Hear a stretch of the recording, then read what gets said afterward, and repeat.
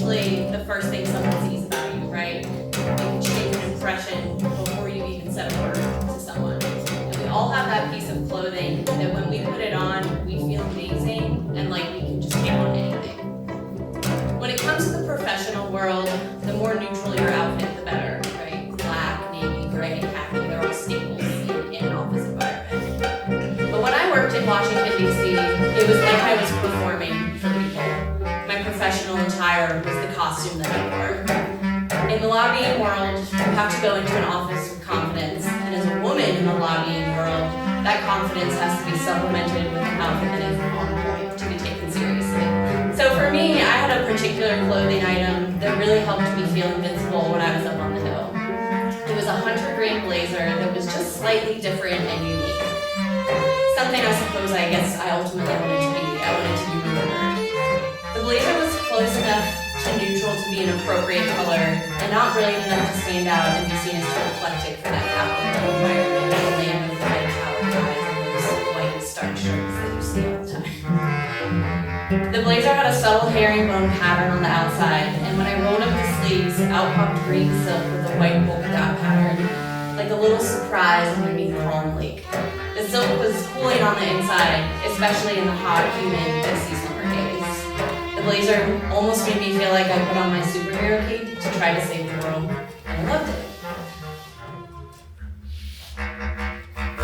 But even though I portrayed myself as this confident, professional woman talking with senators and congressmen on Capitol Hill, my life was a cluster. On the outside, I would be very honest. I still suffer from imposter syndrome really badly. So I would self-medicate, I turned to alcohol, I had a really bad cocaine problem. It lasted probably like 5 or 6 years. So because of this drug addiction, I fell into massive debt. And I remember that fateful day I made the worst mistake of my life and used my employer's bank account to start to pay down this massive amount of debt that I had. So in other words, I committed a federal crime. I was sentenced to 27 months in the federal system. And I remember when I was sentenced, the first sentence out of my mouth was, "I'll never find a job again." I was going to be branded with this scarlet letter for the rest of my life, and I feel like it's just on my shoulder. You all can see it right now. I felt like my life was over. I didn't see any point in keeping anything from this soon-to-be past life. Not my house, not my husband, not even my clothes. So about a week and a half before I self-surrendered, I began packing up everything in the closet. And as I set out to clear it all, I separated items into 2 piles, one to donate to Goodwill and one to keep. And I remember when it came to my professional clothes, I just gathered them all up off the hangers and threw them on the ground, and I was like, I'm just done. I'm gonna get rid of it all. You know, there's no way I'm gonna get back in the professional world with a felony. It's done. I felt like I was discarded, like I was damaged, much like something you would donate to Goodwill. So this blazer is sitting on top of the donation pile, and I keep looking at it and picking it up and setting it back down, like picking it up and setting it back down, like picking it up and setting it back down, like I get rid of it. Like I felt this like internal struggle that now, like when I first thought of it, I thought it was ridiculous. I was like, why am I so attached to this piece of clothing?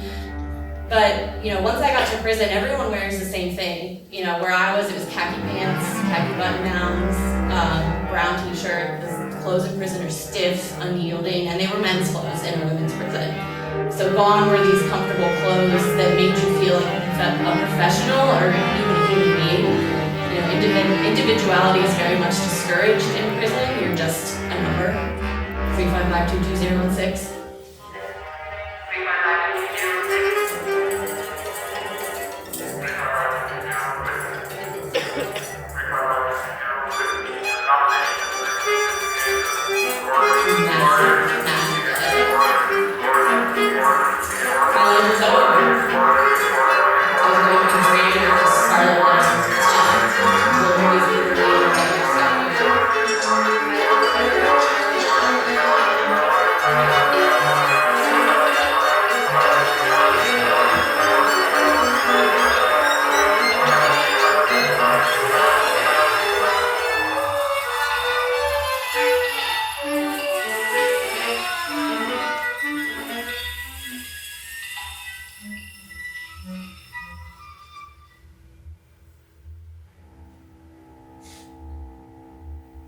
After I was released, I also did a year in the halfway house.